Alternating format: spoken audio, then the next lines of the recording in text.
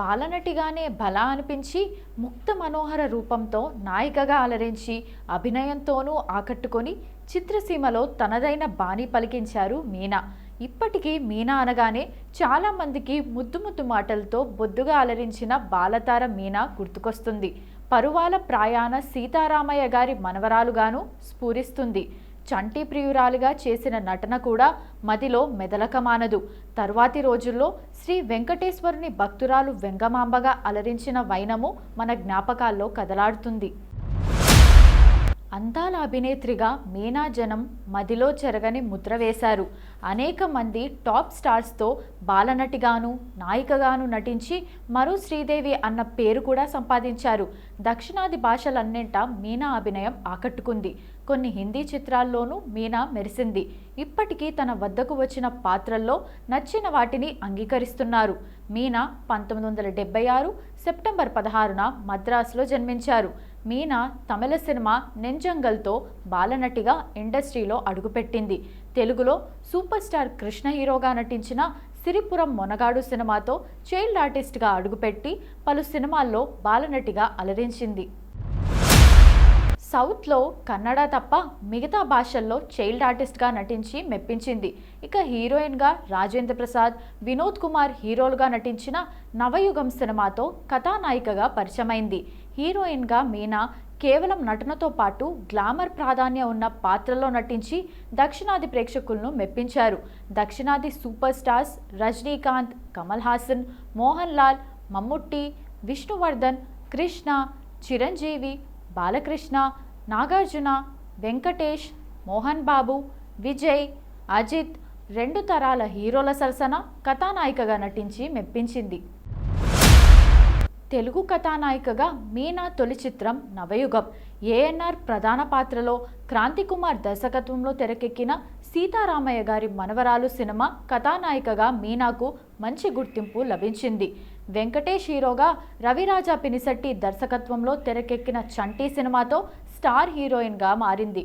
ఆ తర్వాత అల్లరి పిల్ల, ప్రెసిడెంట్ గారి పెళ్ళాం, అల్లరి మొగుడు, ముఠా మేస్త్రి, అశ్వమేధం, మొరటోడు, నా మొగుడు, అల్లరి అల్లుడు, రాజేశ్వరి కళ్యాణం, బొబ్బిలి సింహం వంటి సినిమాలు హీరోయిన్గా మీనా స్టార్డమ్ను పెంచాయి.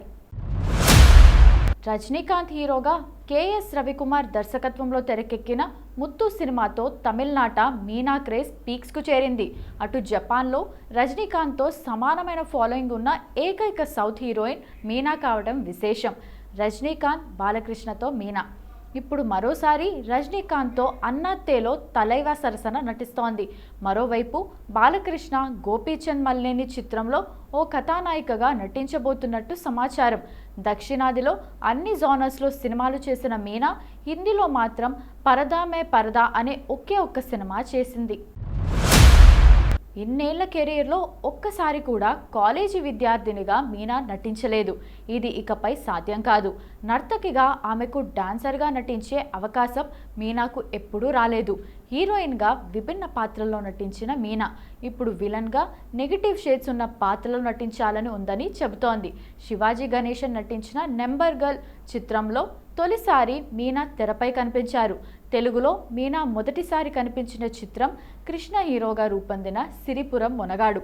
ఈ చిత్రం తర్వాత ఇల్లాలు ప్రియురాలు, కోడెత్రాచు, బావామర్దళ్ళు, సూర్యచంద్ర, 2 రెళ్ళు 6, సిరివెన్నెల సినిమాల్లో బాలనటిగా భలేగా నటించి అలరించారు.